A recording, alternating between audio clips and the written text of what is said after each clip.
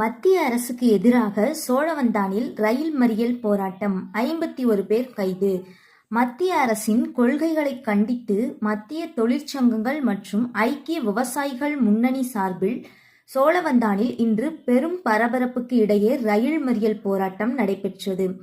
இந்த போராட்டத்திற்கு Marxist communist கட்சியின் மாநில குழு உறுப்பினர் செல்லக்கண்ணு, விவசாய தொழிலாளர் சங்க மாவட்ட தலைவர் ஜோதி ராமலிங்கம் ஆகியோர் தலைமை தாங்கினர்.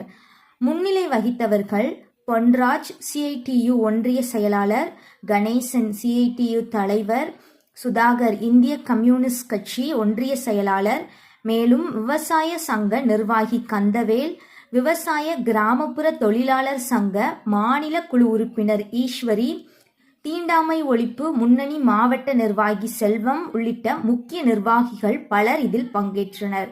சோழவந்தான் மாரியம்மன் கோவில் முன்பிருந்து தொடங்கிய போராட்டக்காரர்கள் மத்திய அரசுக்கு எதிரான ஆவேசமான கண்டன கோஷங்களை எழுப்பியபடி ஊர்வலமாக சென்றனர்.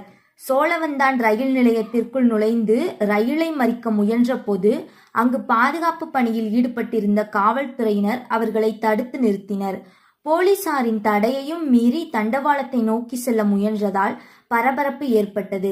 இதனைத் தொடர்ந்து போராட்டத்தில் ஈடுபட்ட ஆண்கள் 30 பேர், பெண்கள் 21 பேர் என மொத்தம் 51 பேரை காவல்துறையினர் கைது செய்தனர்.